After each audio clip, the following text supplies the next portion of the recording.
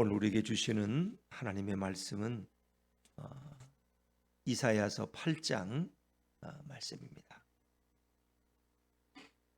이사야서 8장 1절부터 10절까지 말씀을 저와 여러분이 한 절씩 교독하십니다. 구약성경 976쪽입니다. 이사야서 8장 1절부터 10절입니다. 여호와께서 내게 이르시되 너는 큰 서판을 가지고 그 위에 통용 문자로 마헬살랄 하스바스라 쓰라. 내가 진실한 증인 제사장 우리아와 여베레기야의 아들 스가랴를 불러 증언하게 하리라 하시더니 내가 내 아내를 가까이 하매 그가 임신하여 아들을 낳은지라. 여호와께서 내게 이르시되 그의 이름을 마헬살랄 하스바스라 하라. 이는 이 아이가 내 아빠 내 엄마라 부를 줄 알기 전에 다메섹의 제물과 사마리아의 노략물이 아수르 왕 앞에 옮겨질 것임이라 하시니라. 여호와께서 다시 내게 말씀하여 이르시되 이 백성이 천천히 흐르는 실로아 물을 버리고 르신과 르말리아의 아들을 기뻐하느니라. 그러므로 주 내가 흉룡하고 창일한 큰 하수 곧 아수르 왕과 그의 모든 위력으로 그들을 뒤덮을 것이라. 그 모든 골짜기에 차고 모든 언덕에 넘쳐 흘러 유다에 들어와서 가득하여 목에까지 미치리라. 임마누엘이여 그가 펴는 날개가 내 땅에 가득하리라 하셨느니라. 너희 민족들아 함성을 질러 보아라. 그러나 끝내 패망하리라. 너희 먼 나라 백성들아 들을지니라. 너희 허리를 동이라. 그러나 끝내 패망하리라. 너희 허리에 띠를 띠라. 그러나 끝내 패망하리라. 너희는 함께 계획하라. 그러나 끝내 이루지 못하리라. 말을 해보아라. 끝내 시행되지 못하리라. 이는 하나님이 우리와 함께 계심이니라. 아멘. 할렐루야. 네, 이 새벽에 나오신 여러분의 주님의 축복과 은혜가 함께하기를 간절히 바랍니다. 자, 우리는 어제는 임마누엘의 예언이라는 제목으로 말씀을 나누었습니다. 이제 이사야를 통해서 아하스 왕에게 처녀가 잉태하여 아들을 낳을 것이요 그 이름을 임마누엘이라 하리라는 그런 예언이 임합니다. 이 예언은 이중적인 예언이기 때문에 궁중의 어느 여인이 아들을 낳고 그 아이가 선악을 구분하기 전에 이 에브라임과 아람의 연합군이 망할 것이다 하는 것을 이제 예언하고 있죠. 그리고 또 나아가서 이 땅에 오실 메시아 예수 그리스도, 그의 이름은 임마누엘, 바로 하나님이 함께 하신다는 그 예수님이 오셔서 인류를 죄악에서 구원할 것을 우리에게 예언해 주고 있습니다. 다시 말하면 이스라엘 백성은 하나님이 우리와 함께 하신다는 이 믿음을 굳건히 해서 하나님을 의지해야 돼요. 아수르를 의지해서는 안 돼요. 자, 그런데 오늘 이제 상황은 그렇지를 못합니다. 그래서 결국은 이제 동맹군에 의해서 위협을 당할 때 아수르를 의지하고 아수르가 큰 도움을 주는 것 같지만 결국 그 아수르에 의해서 또 남왕국 유다가 고통을 당하는 모습을 우리는 발견할 수 있습니다. 자, 우리 8장으로 돌아와서 8장 우리 1절 말씀을 먼저 읽죠. 8장 1절입니다. 시작. 여호와께서 내게 이르시되 너는 큰 서판을 가지고 그 위에 통용 문자로 마헬살랄 하스바스라 쓰라. 이제 하나님께서 이렇게 예언하실 때 많은 사람이 볼 수 있도록 큰 서판에다가 큰 이런 판에다가 판재기 위에다가 이렇게 글씨를 쓰라 그랬는데 이 통용 문자라는 건 그 시대 누구나 읽을 수 있는 그런 문자를 얘기하는 거예요. 그래서 누구나 읽을 수 있도록 큰 글씨를 쓰라. 근데 그것이 이제 마헬살랄 하스바스, 이거를 나눠서 읽으면 마헤르 샬랄 하시 바지예요. 마헤르란 말은 신속하게 그런 뜻이에요. 이 샬랄이라는 뜻은 약탈. 그 다음에 하시는 급속히, 그리고 바제는 노획물, 이런 뜻이에요. 이거 연결 읽으면 약탈과 노획이 급속히 이루어질 것이다. 이런 얘기예요. 약탈과 노획이 급속히 이루어질 것이다. 다시 말하면 이제 아수르를 통해서 아람과 에브라임 동맹군이 급속히 멸망할 것이다. 뭐 이런 의미로 여러분이 읽으시면 되는데, 하나님이 이제 그것을 서판에만 쓰게 하는 거 아니라 이제 2절에는 또 증인을 세우게 하시고 3절에는 이제 이사야가 둘째 아들을 낳는데 그 둘째 아들의 이름도 마엘살랄 하스바스라고 그 내용을 그대로 이름을 지어 부르게 하죠. 이제 하나님의 그 예언이라는 것은 가능하면 많은 사람에게 약속이 되고 또 모두가 알도록 그렇게 하나님이 이렇게 역사하시는 거죠. 자, 우리 3절 말씀을 다시 읽고 3절입니다. 3절 시작. 내가 내 아내를 가까이 하매 그가 임신하여 아들을 낳은지라 여호와께서 내게 이르시되 그의 이름을 마엘살랄 하스바스라 하라. 참 공교롭게도 서판에 쓴 이름과 이 아이의 이름이 동일한 거죠. 그래서 3절에 보니까 내가 하는 것은 여기서는 이사야를 말하는 거예요.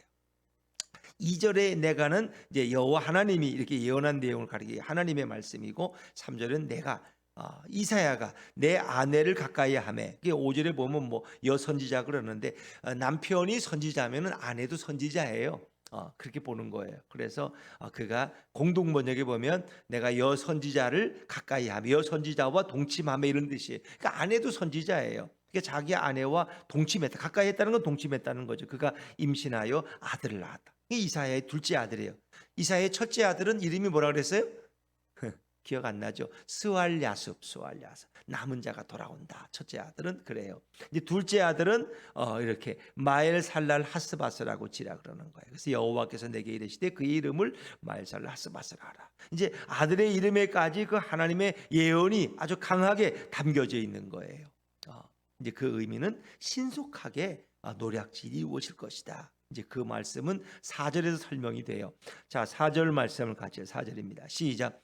이는 이 아이가 내 아빠 내 엄마라 부를 줄 알기 전에 다메섹의 제물과 사마리아의 노략물이 아수르 왕 앞에 옮겨질 것임이라 하시니라. 아멘. 이 아이, 이 둘째 아이가 첫째 아이가 뭐 선과 악을 택하기 전에, 그렇죠? 선과 악을 택하기 전에 이렇게 이제 에브라임이 멸망한다. 이제 그런 예언을 주셨는데 여기 둘째는 이 둘째 아들, 이 두 번째 난 아이가 아빠, 엄마라고 부를 줄 알기 전에. 그러니까 아이들은 선악을 알기 전에 먼저 이렇게 중얼거리잖아요. 뭐 우리가 맘마 하듯이 이제 한 2살쯤 되면 이렇게 뭐 이렇게 돌쯤 되면 이렇게 엄마 이름을 부르잖아요. 그죠? 엄마, 맘마 하듯이 그렇게 아빠, 엄마라고 부르기 전에. 그러니까 굉장히 이제 시간이 얼마 안 남은 거예요. 어떻게? 다메섹의 제물. 다메섹은 어디의 수도라 그랬어요? 아람의 수도. 시리아라고 하는 아람 같은 말이에요. 아람의 수도가 다메섹, 다메스커였어요. 거기에 제물. 그다음에 사마리아는 어디의 수도예요? 북이스라엘. 그러니까 다시 말하면 아람과 북이스라엘의 노략물이 아수르 왕 앞에 옮겨질 것이다. 이게 뭐예요? 노략물이 옮겨진다는 것은 그 아람과 에브라임 동맹군이 패배한다는 거예요. 아수르에 의해서 아람과 북이스라엘이 멸망을 당하고 그 왕궁에 있던 모든 보화가 아수르 왕 앞에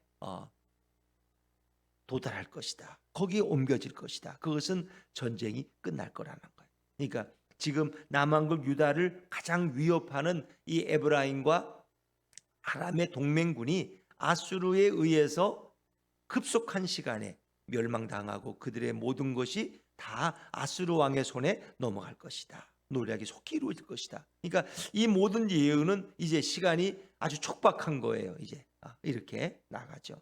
그리고 또 하나님은 또 말씀하셔요. 자, 5절과 6절입니다. 5절과 6절 시작. 여호와께서 다시 내게 말씀하여 이르시되 이 백성이 천천히 흐르는 실로와 물을 버리고 르신과 르말리아의 아들을 기뻐하느니라. 르신은 아람 왕의 이름이고 르말리아의 아들은 북이스라엘의 왕 베가를 르말리아의 아들이라고 부르는 거예요.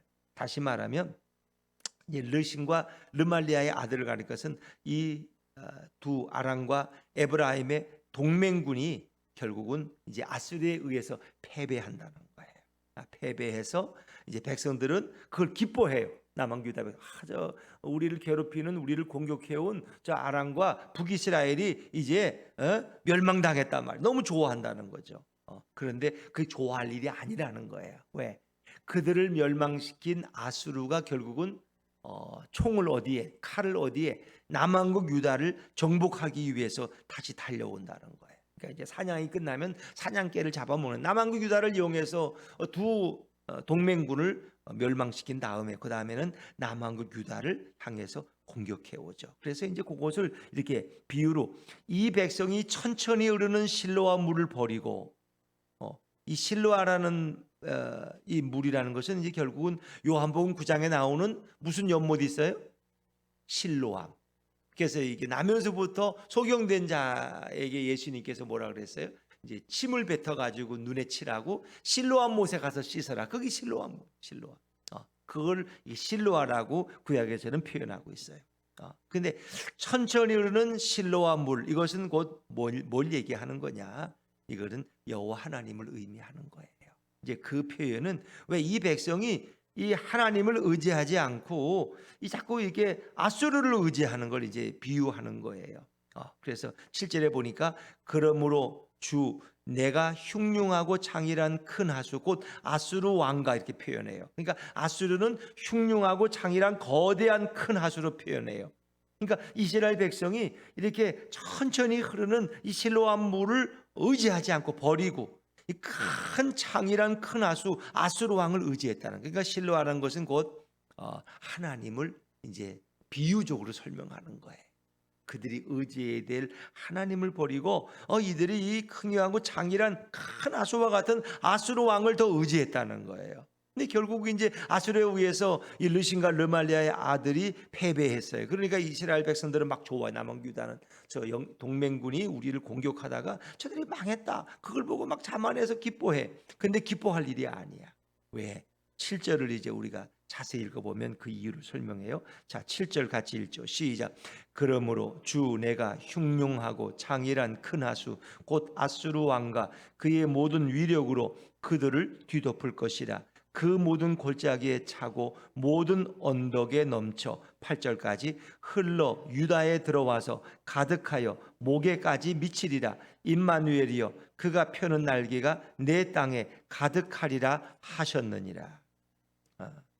임마누엘이여 하는 것은 이제 이거는 어떤 사람의 이름, 그 궁중에서 태어난 어떤 아이의 이름을 가리키는 거예요. 그러니까 이 큰 흉흉하고 장일한 큰 바다와 같은 하수와 같은 아수르가 결국 밀려 들어와서 저 에브라임과 아람을 멸망시킨 것까지는 좋았는데 그들이 큰 홍수의 그 세력을 어떻게 해요? 이어서 모든 골짜기를 채우고 언덕에 넘쳐서 결국 8절에 보니까 흘러서 어디까지 들어왔어요? 유다에까지 들어. 남왕국 유다를 삼키려고 그들이 밀려 들어왔다는 거예요. 그래서 마치 홍수가 가득해서 목에까지 미친 것처럼 유다에 이제 목까지 물이 찼어. 이제 멸망하는 건 시간 문제야. 무슨 얘기인지 아시죠? 물이 찼는데 목까지 찼어. 이제는 망하기 직전이야. 그러니까 유다가 이 큰 하수와 같은 아수르에 의해서 이제 목만 남은 그런 지경. 그래서 그 아수르가 펴는 날개가 내 땅에 가득하리라. 임마누엘이에요. 이것은 이제 그것은 사람을 가리키는 그 왕국에서 태어난 어떤 아이를 가리키는 표현이에요.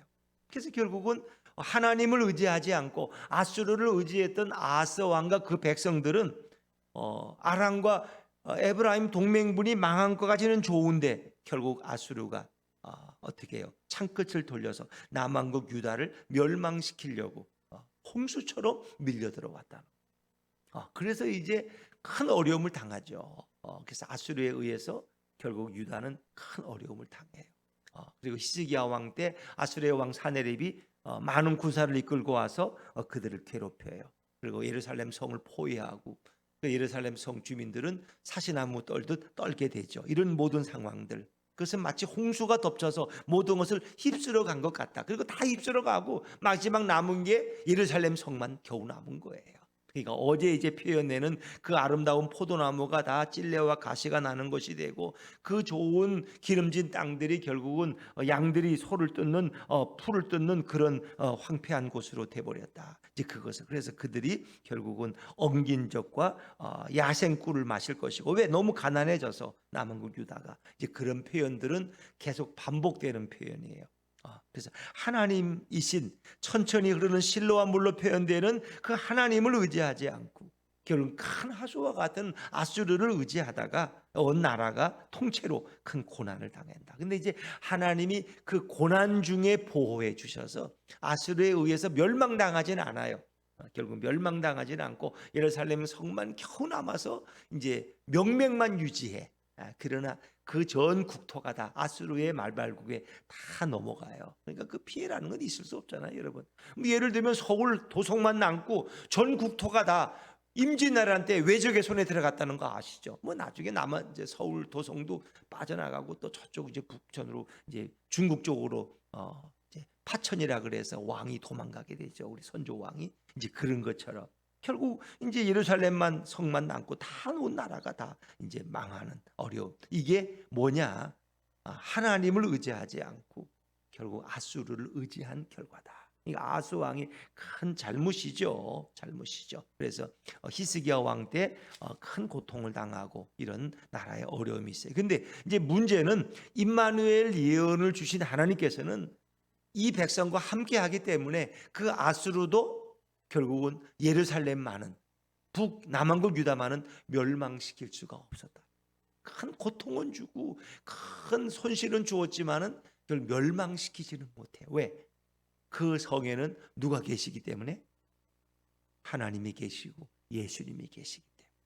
임마누엘이신 하나님이 그 성읍을 주장하고 계시기 때문에. 이제 그걸 오늘 본문에서 말씀하는 거죠. 자, 9절 10절 말씀. 9절 10절입니다. 9절 10절 시작. 너희 민족들아 함성을 질러 보아라. 그러나 끝내 패망하리라. 너희 먼 나라 백성들아 들을지니라. 너희 허리를 동이라. 그러나 끝내 패망하리라. 너희 허리에 띠를 띠라. 그러나 끝내 패망하리라. 너희는 함께 계획하라. 그러나 끝내 이루지 못하리라. 말을 해보아라. 끝내 시행되지 못하리라. 이는 하나님이 우리와 함께 계심이니라. 아멘. 하나님이 우리와 함께 계신다는 말은 뭐라 그랬어요? 임마누엘. 작은 1번 밑에 보면 임마누엘이라고 적혀 있잖아요. 주석에. 그렇죠? 아니면 아래 보면. 그러니까 임마누엘, 하나님이 함께 계시기 때문에 결국 아수르도 남한국 유다를 정복하지 못했다는 거예요. 이제 9절로 올라가서 너희 민족들아 함성을 질러 보아라. 너희 민족들은 누구를 가리킬까요? 1번 아수르와 그 대적자들, 2번 남한국 유다. 그러니까 여러분이 그 성경을 잘못 보고 있는 거야. 이제 그게 그래서 성경의 의미를 모르고 읽으면 우리 엉뚱하게 읽고도 성경 다 읽었다 그러는 거예요. 너희 민족들아 함성을 질러 보아라. 이것은 아수르를 가리키는 거예요. 하나님의 백성을 대적하는 모든 나라들. 너희 강한 너희 아수르야. 함성을 질러. 왜? 그들이 함성을 지르면서 결국은 남한국 유다를 치러 온다 그랬거든. 아까 우리가 이제 한 이틀 전에 말씀에 보면 그게 나와요. 내가 아수르를 불러서 결국 너희들을 심판할 것이다. 강대국을 먼 나라 이제 바벨론을 불러서 근데 이제 그들이 올 때 허리띠를 동이고 오고 함성을 지르면서 오고 그들은 졸지도 않고 자지도 않고 이제 그 말씀이 몇 장 앞에 이제 나와요. 이제 그게 아마 한 3, 4장쯤 나올 것 같아. 제가 확인 안 해봤는데 이제 그런 걸 생각하시면 돼요. 그래서 너희 민족들 아수르는 함성을 질러 보아라. 그러나 끝내 패망하리라. 결국 아수르가 망한다는 거예요. 아수르. 너희 먼 나라 백성들아 아수르나 이제 바벨론을 포함해서 너희 먼 나라 백성들아 들을지니라. 너희 허리를 동이라. 그러나 끝내 패망하리라. 허리를 동이고 그들이 이 남한국 유다를 치러 오지만 결국 너희는 멸망당할 것이다. 너희 허리에 띠를 띠라. 그러나 끝내 패망하리라. 그래서 패망한다는 말이 9절에 몇 번 나와요? 세워봐야 돼요. 3번 나오잖아요. 3번. 그러니까 아수르나 바벨론이나 다 멸망당한다는 거예요. 결국은 너희가 함성을 지르고 뭐 허리를 동이고 허리띠를 메고 달려와서 남한국 유다 이스라엘을 삼키려고 하지만 뭐 삼키긴 하죠. 그럼 너희는 결국 다 멸망당할 것이다. 또 10절 말씀도 너희는 함께 계획하라. 그러나 끝내 이루지 못하리라. 그들이 음모를 꾸면서 남한국 유다를 이스라엘을 삼키려고 이렇게 계획을 세웠지만은 결국 이루지 못해. 패망한다는 말과 같다. 또 말을 해보아라. 끝내 시행되지. 너희가 계획을 세워도 이 나라를 집어삼킬 수가 없다는 거예요. 그 이유는 하나님이 우리와 함께 계심이니라. 임마누엘 하나님이 이스라엘을 지키기 때문에 결국 너희들의 모든 음모와 계획은 성공하지 못할 것이다. 이 예언적인 내용이에요. 예언적인 내용. 그러니까 하나님이 함께하는 민족이나 하나님이 함께하는 성도는 얼마나 중요하냐. 얼마나 하나님이 불꽃 같은 눈으로 그들을 보호하시고 인도하시느냐. 강한 아수르도 결국 남왕 유다를 치지 못할 것이고, 물론 바벨론은 예루살렘을 멸망시킨 것 같지만 다시 그들을 돌려보내야 되고, 또 바벨론은 파사 제국에 의해서 또 멸망을 당하고, 이게 하나님의 계획이에요. 그래서 임마누엘 하나님이 이스라엘과 함께 있다는, 남왕국 유다와 함께 있다는 것은 얼마나 중요한 것이냐. 오늘도 임마누엘 하나님이 우리와 함께 계신다. 그분은 이 땅에 오신 예수님의 이름이 임마누엘이야. 그러니까 예수님을 모시고 살아간다는 것이 얼마나 중요한 것이냐. 만약 대통령이 그 중심에 예수님을 모시고 주인으로 삼고 나라를 통치한다면 어떤 결과가 일어날까요? 온 성도들이 예수님을 내 인생의 주인으로 모시고 살아간다면 주님은 나를 통해서 어떻게 일하실까요? 그렇죠? 이 임마누엘이 얼마나 중요하냐. 예수님이 얼마나 중요하냐. 그냥 뭘 믿는다, 뭐 그냥 이렇게 예배드린다, 뭐 한다, 이런 게 아니라 정말 내 인생의 중심에, 내 인생의 가장 중요한 그 왕의 보좌에 예수님을 내 인생의 왕으로 모시고 내 주인으로 모시고 산다는 것이 어떤 것인가를 우리에게 분명하게 말씀해 주는 거예요. 임마누엘의 주님, 그 예수님을 모시고 날마다 승리하며 찬양하며 살아가는 저와 여러분의 인생이 되기를 주 이름으로 축원합니다.